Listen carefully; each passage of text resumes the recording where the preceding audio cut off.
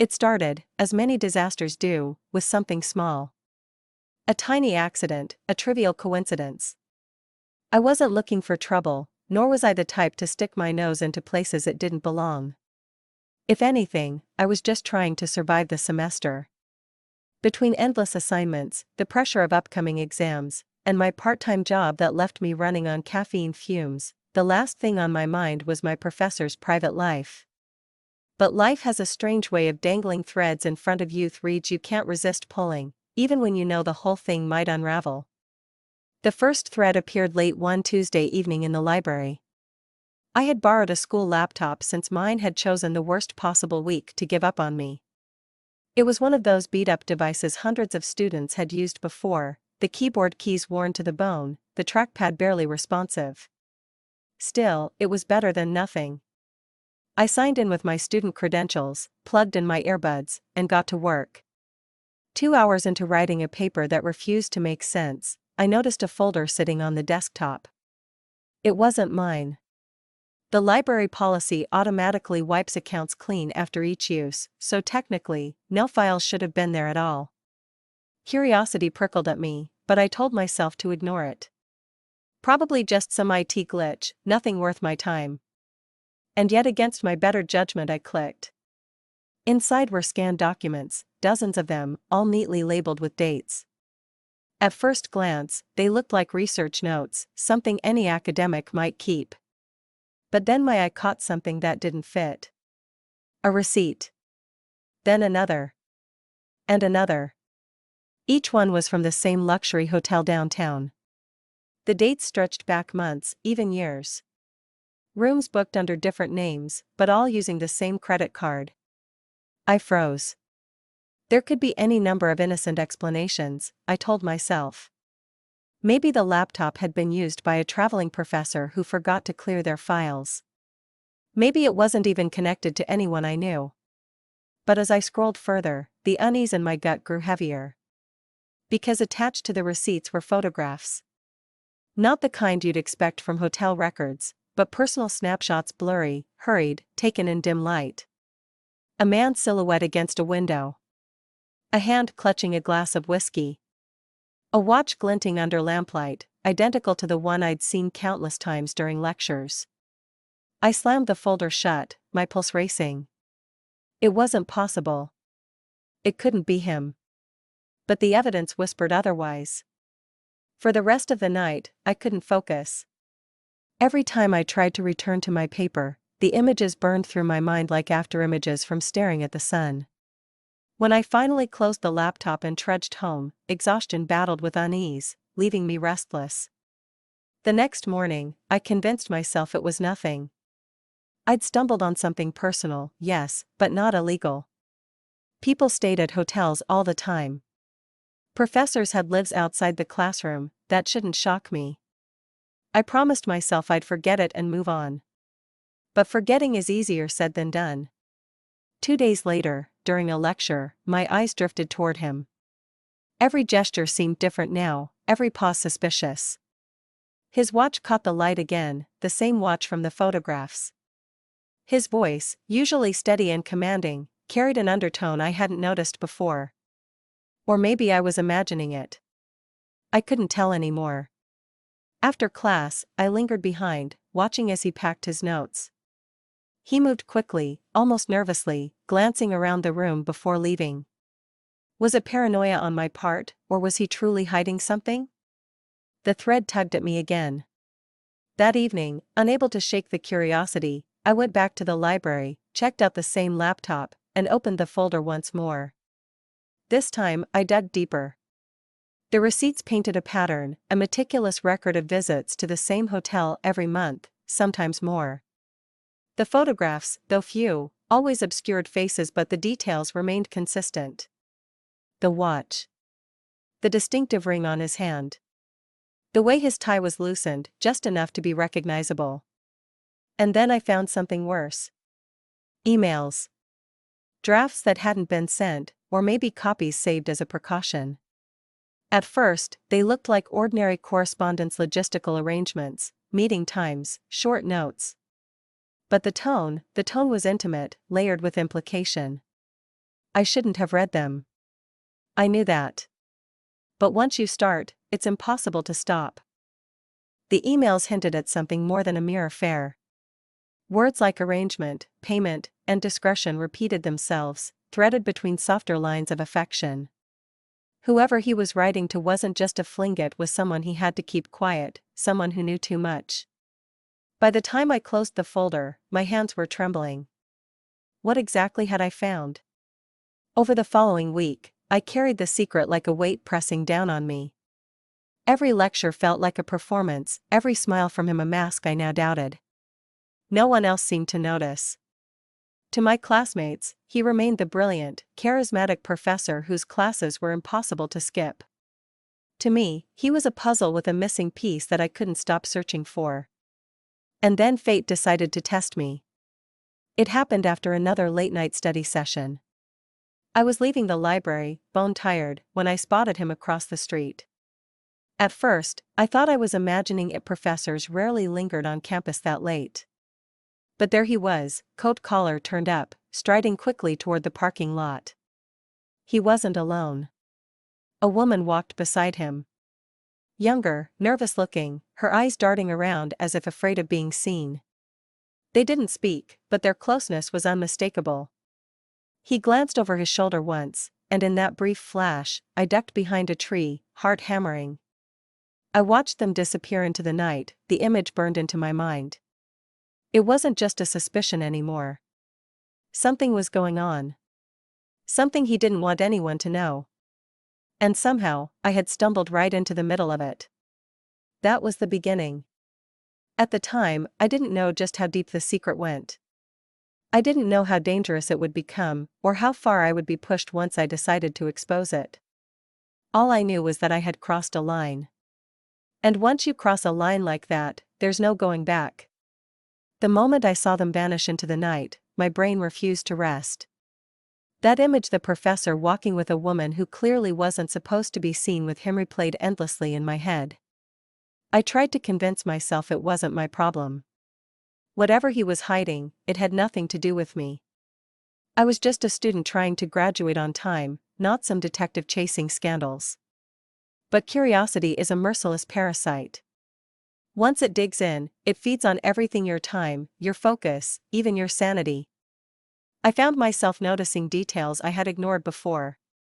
His schedule, his subtle disappearances, the way he often ended class 10 minutes early on Thursdays. At first, I dismissed it as coincidence. But the more I paid attention, the more I realized had a pattern. Thursdays weren't just shorter classes. They were his hotel nights. How did I know? Because the receipts in that folder lined up perfectly. Every second or third Thursday, there was a charge from the same downtown hotel. The names varied, but the time and card were the same. The pattern was undeniable. And patterns meant intention. That realization made my stomach churn. I was holding pieces of someone's private life, and yet I couldn't put them down. Each time I tried to bury it, some new detail would surface, pulling me back in. One afternoon, after class, I decided to test the pattern. He wrapped up his lecture quickly, as usual for a Thursday, his watch gleaming under the fluorescent lights. Students gathered their things, chatting about weekend plans. I pretended to take my time, sliding books into my bag slowly, watching him out of the corner of my eye. He moved briskly, slipping papers into his briefcase, his eyes flicking toward the clock. Then, without so much as a glance at anyone, he strode out. I counted to 10 before following at a distance. I told myself I was being reckless, but my feet kept moving anyway. He crossed campus with purpose, heading toward the faculty parking lot. I hung back, weaving through clusters of students, keeping just far enough behind not to be noticed. When he reached his car, he glanced around once, casual, but careful. My heart skipped. Did he sense me? Did he suspect? But then he unlocked the car, slid inside, and drove off. I shouldn't have followed. But I did. I grabbed my bike from the rack and pedaled furiously, my legs burning as I tried to keep pace with his car. Luckily, traffic worked in my favor, slowing him at lights just enough for me to tail him from a distance. My pulse thundered in my ears, adrenaline driving me forward even as doubt gnawed at me. Sure enough, he turned downtown. And then into the hotel parking garage. I pulled over across the street, hiding my bike behind a bus stop. From the shadows, I watched as he stepped out of his car and straightened his coat.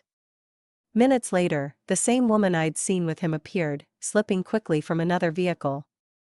They didn't embrace, didn't linger, just exchanged a brief glance before disappearing into the elevator together. My throat went dry. It was real. All of it.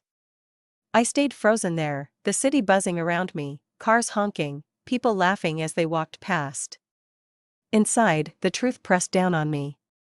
This wasn't a harmless coincidence, nor was it some misunderstood friendship. It was deliberate. Hidden. Dangerous. But why? I could have left it there. In fact, I should have. But I didn't. Because now, it wasn't just about curiosity, it was about understanding what kind of man I'd been sitting in lectures with, what kind of mask he had been wearing all this time. That night, I couldn't sleep. My brain spun with questions. Who was she? Why the secrecy? What was at stake? And then an idea came to me. The folder. I still had access. The next day, I checked out the same laptop again. This time, I went deeper, combing through every file like I was piecing together a puzzle. Beyond the receipts and photographs, I found spreadsheets. Not academic ones, financial. Hidden among innocuous names and labels were transfers, large sums of money moving between accounts. At first, it looked like ordinary research grants. But the amounts, they were too frequent, too irregular, too personal. And then, in the corner of one document, I saw something that made my stomach flip. Discretionary expenses, hotel. It wasn't research money. It wasn't travel reimbursement. It was personal and carefully hidden. I leaned back, my skin prickling. This wasn't just an affair. It was embezzlement. I stared at the screen until the edges blurred, my thoughts spiraling. If this was true, then it wasn't just a scandal waiting to erupt, it was a crime. A crime hidden in plain sight by a man everyone admired. The thought both terrified and exhilarated me. That evening, I kept my distance in class, but my mind never stopped racing. He lectured with the same commanding tone, chalk scratching against the board, and yet all I could see were those documents. Every word out of his mouth sounded hollow, like a performance scripted to distract from what lay underneath. I started noticing the cracks. The way he avoided eye contact when certain questions were asked. The slight tremor in his hand when adjusting his notes. The distracted pauses, as if his mind were elsewhere. The mask was slipping. And once you see a mask slip, you can't unsee it. I became obsessed. Every spare moment, I dug deeper, piecing together the evidence. I traced the emails, the receipts, the financial trails. The more I uncovered, the darker it grew. And then came the message. It appeared one night as I was scrolling through the files. A short, unsent draft email buried among the rest. If this ever comes out, I'm finished. They'll destroy me. But I can't stop. I need her. I need this. I read it 3 times, my hands trembling. There it was. Proof of guilt. Proof that he knew exactly what he was doing. And still, the biggest question remained: who was the woman? I had to know. The next Thursday, I found myself once again outside the hotel. My bike was hidden behind the same bus stop, my hood pulled low as I scanned the garage entrance. The minutes crawled by until his car appeared, pulling into the same spot. He stepped out, straightened his coat, and entered. Minutes later, she arrived. But this time I saw her face. And what I saw made my heart stop. It wasn't just some random woman. It was someone connected to the university. Someone I had seen before. And that changed everything. Her face was one I knew, though at first, my brain refused to place it.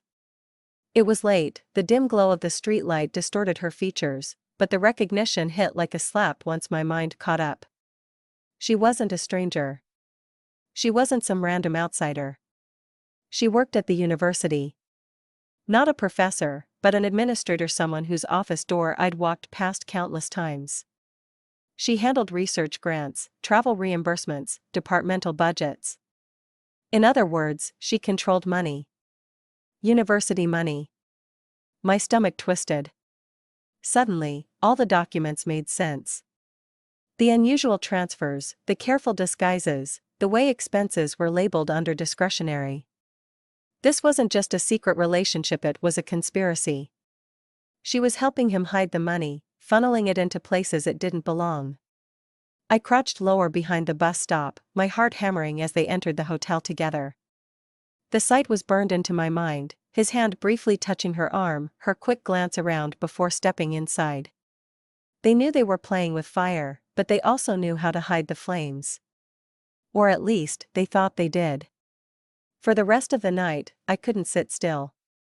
I paced my apartment like a trapped animal, thoughts spiraling faster than I could contain them. This wasn't just gossip fodder, it was fraud, corruption, possibly even blackmail. How much money had been siphoned away? How long had it been going on? And why did I, of all people, have the evidence sitting in my hands? I tried to convince myself to walk away. To delete the files from my memory, forget what I'd seen, and focus on my own life. But every time I pictured his confident smile during lectures, his polished authority, my fists clenched. He was lying to everyone, students, colleagues, the entire institution, and no one else had a clue. I did. That knowledge gnawed at me, restless, insistent. The following week, things grew worse. I noticed him watching me in class, his gaze lingering a fraction too long when I raised my hand. Maybe it was paranoia, maybe coincidence, but every time his eyes locked on mine, my chest tightened. Did he suspect? Could he tell I knew something? I stopped staying late after lectures. I avoided crossing paths with him in the hall. But distance didn't ease the pressure, I'd only sharpened it. Because now, I wasn't just a curious student. I was holding evidence that could ruin him. And someone like him? He wouldn't take kindly to threats. The turning point came during office hours. I hadn't planned to see him, but a group project required clarification on an assignment, and my group insisted I be the one to ask. Reluctantly, I walked into his office. The moment I stepped inside, I noticed the details. The blinds drawn tighter than usual. Papers stacked neatly, almost too neatly, as if hiding something underneath. And then his eyes, sharp, calculating, fixed on me with an intensity that made my skin prickle. We went through the motions at first. He explained the assignment, his tone even, professional. But then, just as I was about to leave, he leaned back in his chair and asked, too casually, "You've been spending a lot of time in the library lately, haven't you?" My heart lurched. I forced a shrug. Midterms. His lips curved, not quite a smile. Of course. Just be careful what you stumble into. The library has too many distractions. The words hung in the air like smoke, suffocating and heavy. I nodded quickly, muttered a thank you, and left before my trembling hands could give me away. Outside, I gasped for breath. He knew. Maybe not everything, maybe not the full extent, but enough to sense I had seen something I shouldn't have. And if he suspected, then I wasn't safe. That night, I locked my apartment door twice, checked the windows 3 times, and still couldn't shake the feeling of eyes on me. Every shadow seemed to hold him, every creak of the floorboards whispered his warning. But fear only fueled my resolve. If he wanted me to stay silent, then maybe the only way forward was to speak louder. I began documenting everything. I copied the receipts, the emails, the spreadsheets. I saved them to hidden drives, cloud accounts, even printed some and stored them in a folder beneath my bed. Each piece was insurance, protection against whatever he might try. And still, questions remained. How much money had they stolen? Who else knew? And what was the end game? The answers came sooner than I expected. One Thursday, I returned to the hotel not to watch, but to follow. I knew the risk, knew how reckless it was, but curiosity and fear had fused into determination. If I didn't uncover the full picture, I'd always be a step behind. I waited until they disappeared inside, then slipped through the lobby minutes later, hood pulled low. The clerk barely looked up as I strode past, heading toward the elevator. My heart pounded as I pressed the button, each floor it climbed like a drumbeat in my chest. When the doors opened, I stepped into silence. The hallway stretched long and carpeted, lined with identical doors. I didn't know their room number, but instinct tugged me toward the far end. Slowly, carefully, I walked, listening for voices. And then I heard it. Muffled, but clear enough. His voice. Her voice. And the unmistakable sound of papers rustling. I pressed my ear to the door, pulse roaring. Their words blurred at first, indistinct, but then sharpened into fragments. Transfer went through. Not enough, we need more. They'll notice eventually. My throat tightened. This wasn't an affair. It wasn't just stolen money. It was bigger. Suddenly, footsteps echoed down the hall.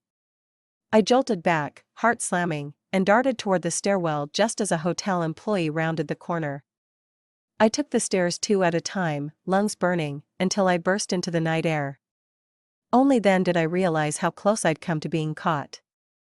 I biked home in a frenzy, thoughts racing faster than my pedals. It was official now. They weren't just hiding a relationship, they were orchestrating something massive. Something that, if exposed, would destroy them both. But in that moment, another realization struck me harder than all the rest. If they found out how much I knew, they wouldn't just try to scare me. They would silence me. The next day, a letter appeared under my door. No envelope. No signature. Just a single sheet of paper with 6 words scrawled across it. Stop looking. Or you'll regret it. My blood ran cold. He knew. She knew. And now, I was no longer just a curious student. I was a target. The letter sat on my desk like a venomous snake, coiled and silent but deadly all the same. My hand shook as I read it again, each word etched deeper into my nerves. Stop looking. Or you'll regret it. I tried to convince myself it was some prank, maybe a sick joke from a classmate. But deep down, I knew the truth. Only 2 people had reason to send that warning, and both of them were far more dangerous than I wanted to admit.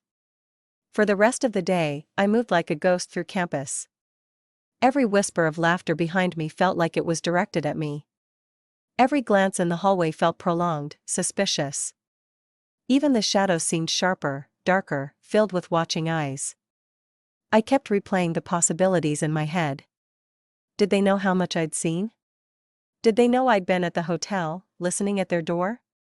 Or were they bluffing, trying to scare me off before I stumbled further? Fear told me to back down. But another voice, stronger now, urged me forward. If they were resorting to threats, it meant I was closer than anyone had ever been to uncovering the truth. And maybe that was worth the risk. The following week was a blur of paranoia and obsession. I attended class, took notes, answered questions, all while fighting the urge to look at him. When our eyes met, my chest constricted. His expression gave nothing away, calm, composed, the image of authority. But beneath it, I saw the warning flicker. One evening, while crossing campus, I caught sight of a car idling near the library. Its headlights dim, engine rumbling. As I walked past, the driver's silhouette turned ever so slightly toward me. My pulse spiked. I walked faster, my footsteps crunching against the gravel. The car didn't move, but I felt the weight of its gaze long after it disappeared behind me. I knew then I was being watched. That night, I didn't go home. Instead, I crashed on a friend's couch, pretending it was because we were cramming for exams. I couldn't admit the truth. Who would believe me? That our respected professor and a university administrator were orchestrating some shadowy scheme, laundering money, and threatening me into silence? Without proof, I sounded paranoid. With proof, I sounded insane.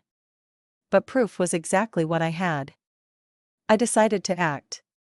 The next day, I went to the library with a new plan. Instead of just browsing the files, I copied all of them onto a flash drive. Receipts, emails, spreadsheets, every damning detail. My fingers trembled as the progress bar crawled across the screen. This wasn't just insurance anymore. This was ammunition. When it finished, I slipped the drive into my pocket like contraband and walked out, heart pounding with every step. I thought I was careful. I thought no one had noticed. I was wrong. That night, my apartment door rattled violently. I froze where I sat, my laptop open on the coffee table. The knob twisted once, twice, before silence fell again. My breath hitched in my throat. Slowly, I crept toward the door, ear pressed against the wood. Nothing. But when I checked the peephole, the hallway was empty. On the floor, though, lay another note. This one shorter, sharper, more menacing. Last warning. I sank to the floor, clutching the flash drive in my pocket like a lifeline. The message was clear. They weren't bluffing anymore. The next morning, I went to the dean's office. My plan had been to spill everything to hand over the flash drive and wash my hands of the whole thing. But when I reached the secretary's desk, something made me stop. The administrator. She worked in this very building, in an office down the hall. If I left the drive here, how long before it vanished? How long before she intercepted it, buried it, erased every trace? No, I couldn't trust the system. Not yet. Instead, I turned and left, the drive still burning in my pocket. Days bled into nights, paranoia into obsession. I stopped sleeping properly. Every sound outside my window jolted me awake. Every stranger's glance felt threatening. But the more they pushed me into silence, the more determined I became to speak. I started confiding small pieces to a close friend, not everything, just enough to test the waters. At first, they laughed it off, thinking I'd been reading too many thrillers. But when I showed them a few of the receipts, their smile faltered. This could ruin careers, they whispered. Not just careers, I said. Lives. They urged me to go to the authorities, but I shook my head. It wasn't time yet. Not without the full picture. Not without knowing exactly how deep this went. Because every instinct told me I had only scratched the surface. And then came the breaking point. One Thursday night, against my better judgment, I returned to the hotel. Not to follow this time, but to confront. I was tired of being stalked, threatened, treated like prey. If he wanted me to stop, he'd have to tell me why. I waited near the parking garage, hood pulled low, watching as his car rolled in. Minutes later, hers followed. My chest tightened as they stepped out, their movements brisk, rehearsed. They entered the building together, unaware of the eyes tracking them from the shadows. I followed. The lobby clerk barely glanced up as I strode past. My legs felt heavy, my lungs tight, but I forced myself forward, toward the elevator. On the 7th floor, I paused. The hallway stretched before me, lined with closed doors. I didn't need to press my ear to know where they were, their voices carried faintly, muffled through the walls. And then, recklessly, I knocked. Silence. The voices stopped instantly. My pulse thundered in my ears. The door creaked open a sliver, and his eyes appeared in the gap. Sharp. Suspicious. Cold. "What are you doing here?" he asked, voice low, dangerous. I swallowed hard, my throat dry. "I know," I whispered. "Everything." For a moment, we stared at each other. Then, slowly, the door opened wider. Behind him, she stood frozen, papers in her hand. Her face blanched when she saw me. "You've made a mistake," he said, his tone calm but laced with steel. "You don't understand what you've stumbled into." "I understand enough," I said, forcing my voice steady. "The money. The lies. The hotel. I have proof." Her hand flew to her mouth. His jaw tightened. And then he smiled a slow, chilling smile that didn't reach his eyes. Proof, he repeated softly. That's a dangerous word. The air between us thickened, charged with unspoken threat. For the first time, I realized just how far out of my depth I was. This wasn't a secret waiting to be exposed. It was a trap. And I had just stepped right into it. The smile never left his face as he stepped back, gesturing for me to enter. For a split second, I considered running back down the hallway, out of the hotel, back into the safety of ignorance. But some stubborn part of me refused to back down. If I ran now, he'd know he'd won. So I stepped inside. The room smelled faintly of whiskey and stale perfume. Papers littered the desk, spreadsheets, receipts, envelopes stuffed with cash. The woman stood frozen, her hands clutching the stack she'd been holding when I arrived. Her eyes darted between us, wide and frightened, as though she hadn't expected this either. He closed the door behind me with a soft click, the sound louder than thunder in my ears. You shouldn't be here, he said calmly, sliding his hands into his pockets. Curiosity is dangerous. You of all people should know that. I forced myself to stand tall. You're stealing from the university. Hiding money. Covering it with her help. I've seen the files. Her breath hitched. His smile faltered for the briefest second, before he chuckled under his breath. You've seen pieces, he said. Fragments. But you don't understand the whole picture. Then explain it, I snapped, surprising even myself with the force in my voice. Why? Why risk everything? His eyes darkened, the charm slipping, replaced by something harder, colder. He moved closer, his presence overwhelming. Because power, he said softly, isn't given. It's taken. And the world doesn't reward honesty, it rewards those who know how to play the game. He gestured toward the papers on the desk. Grants, endowments, donations, millions of dollars flow through this university every year. Most of it wasted. Mismanaged. Lost in red tape. I found a way to redirect it. To put it where it benefits those who understand loyalty. My stomach turned. So you steal, I said. His jaw tightened. I win. The world belongs to those willing to take risks. For a moment, the room was silent, the weight of his words pressing down on me. Then he leaned closer, his voice low, intimate. And now, you're standing on a cliff. One step back, and this never happened. You finish your degree, move on with your life, forget you ever saw anything. One step forward, and you fall. Hard. My chest tightened. His meaning was clear. The woman shifted uncomfortably, her eyes glistening with something like regret. For a second, I thought she might speak up, but his gaze flicked to her and she froze, silenced. I slipped my hand into my pocket, fingers brushing against the flash drive. My insurance. My weapon. I already took the step, I whispered. I copied everything. His eyes narrowed. For the first time, the mask cracked. His composure slipped, anger flickering through. He stepped closer, towering over me, his voice sharp. Then you've signed your own death sentence. The woman gasped, but he ignored her, his eyes burning into mine. My pulse thundered, fear clawing at my throat, but I didn't back down. I sent copies to people I trust, I lied. If anything happens to me, they'll know exactly where to look. The silence stretched. His jaw clenched, his eyes calculating.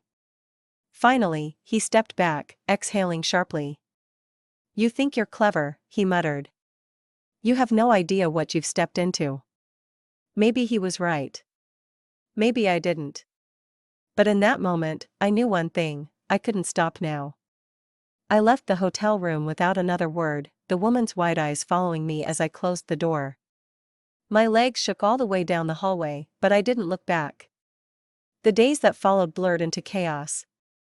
I moved quickly, driven by adrenaline and fear. I backed up the files again, stored them on multiple cloud drives, even mailed a copy to my parents' house, hidden among old textbooks. If he tried to erase me, the evidence would outlive me. But fear wasn't my only companion anymore. Anger grew alongside it. Anger at the lies, the corruption, the threats. Anger that someone who stood in front of us as a role model, a leader, had built his empire on theft and manipulation. The anger gave me courage. I reached out anonymously to a journalist known for covering scandals in academia. I sent a handful of documents as proof, testing the waters. Within hours, I had a reply. "If you have more, we need to talk." My hand shook as I typed back. "Meet me in person. Off campus. Somewhere safe." We arranged a meeting at a crowded cafe downtown. I arrived early, my hood pulled low, scanning every face that entered. When the journalist finally sat across from me, their eyes were sharp, hungry for truth. I slid the flash drive across the table. "This will ruin him," I whispered. They didn't hesitate. "Then let's ruin him." The story broke 2 weeks later. Headlines splashed across newspapers and news sites. University professor and administrator accused of embezzlement. Millions in research funds missing, whistleblower provides proof. The fallout was immediate. He was suspended, pending investigation. She resigned abruptly, vanishing before reporters could swarm her office. Students whispered in the hallways, stunned, disbelieving. The man they admired, the figure of authority, was exposed as a fraud. But for me, the victory was bittersweet. Because the threats didn't stop. Even as the investigation deepened, even as journalists uncovered more dirt, I felt his shadow everywhere. A car following me too closely. A stranger's gaze lingering too long. Late-night phone calls with silence on the other end. He might have been cornered, but he wasn't powerless. Not yet. One evening, I found another letter slipped under my door. "This isn't over." I stared at the words until they blurred. Fear gnawed at me, but so did something else. Determination. Because it was over for him. He could threaten me, haunt me, try to claw his way back into control. But the truth was out now. The mask was gone. And no matter how much he fought, the world finally saw him for what he was. Looking back, I sometimes wonder if I should have stayed silent. If life would have been simpler had I ignored that folder on the library laptop, deleted it without a second glance. But then I remember his smile. The arrogance. The belief that he was untouchable, invincible. And I remember the moment that smile cracked, when he realized his power had limits. That moment was worth everything. Because in the end, exposing him wasn't just about justice. It was about proving that even the darkest secrets can't stay hidden forever.